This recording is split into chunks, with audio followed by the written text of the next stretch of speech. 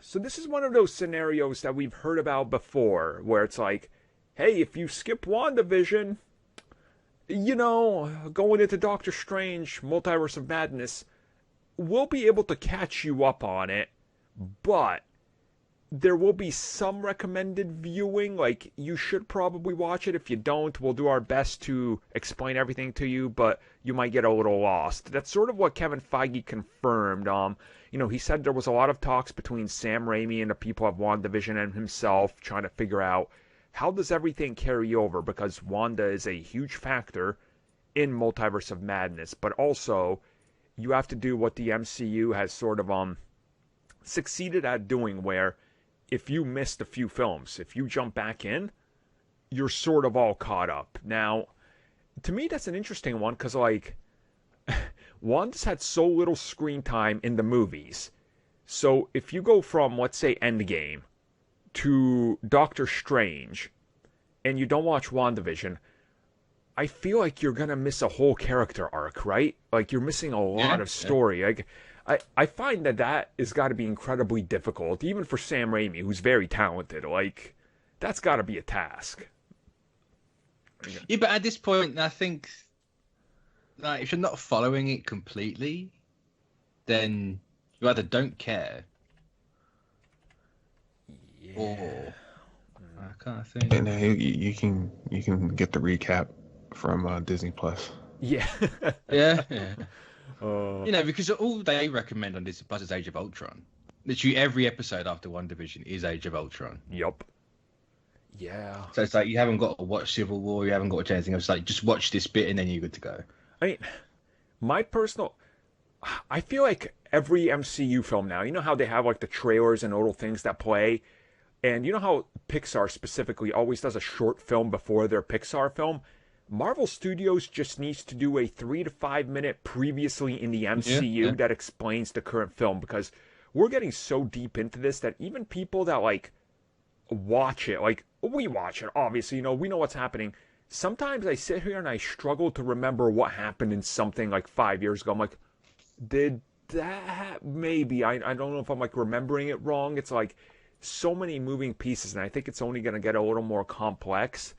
And it also makes me wonder, like, how do you ease people into Wanda and where she's at and how she connects into everything if they skip WandaVision? Because it's going to be like, wait, what?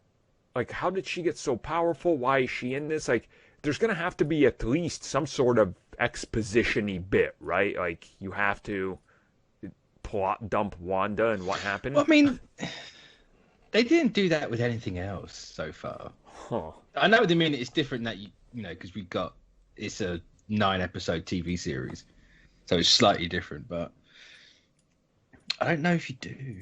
But I suppose they could, like, at the start. It's got, like, here's the last 5 minutes, or here's like a 5-minute recap. It's like last time on WandaVision. Yeah. And she just sounds super depressed this time. I mean, wouldn't that be funny if that's how they open WandaVision, is sort of the previously on TV style to connect it to WandaVision? Like, that would kind of be creative if that's how Doctor Strange opened. I mean, I was going to say, what if WandaVision doesn't technically end? True, yeah. Like, there's no, like, big ending in that, they just both get sucked into the multiverse or something, and then Multiverse of Madness opens up, and it's just like, we're here now. Man, could you imagine that wait? We got to wait like a year to get the resolution to that. Ooh, yeah, that's gonna suck. That would be the worst Please Stand By of all time. Like, I can't even handle a week. I can't imagine a year. And the worst part is that's what's going to end on, isn't it? That Please Stand By. God damn. Oh. It's just Feige's face pops up. You didn't say the magic. Screw you. Just re-edits himself as Newman. God. Oh, God. I know, like, a part of me is really excited, though, by the whole idea of, well, look, we're going to have a tight enough story that you don't need to watch WandaVision, which that's like, you know what? I trust you'll be good with this, especially a film that focuses on the multiverse and all the rumors we keep hearing. If even a quarter of the rumored multiverses end up being true, this film is going to be insane. So it's like, oh. That's... Yeah. It just depends, like, is there going to be a time skip between the two of them? Is it going to literally just lead straight into the other one? Yeah. Is it going to do it how the Spider-Man movies do it, where it's it picks straight up and then there's a little time skip. Or... That's my hope. I would love that. Like, I mean, we'll talk a little bit more about Doctor Strange and some stuff soon with how it might play in with some other things going on over in the Spidey multiverse. But overall, I think we're all excited to see how WandaVision concludes and carries over into the multiverse. I think that's something that anybody who's watching WandaVision has to be psyched for the next chapter. Like, yeah. And I think at the end of the day, all they really got to do, and I'm going to assume the show's making her a Nexus being, because you don't mention Nexus otherwise. Yeah.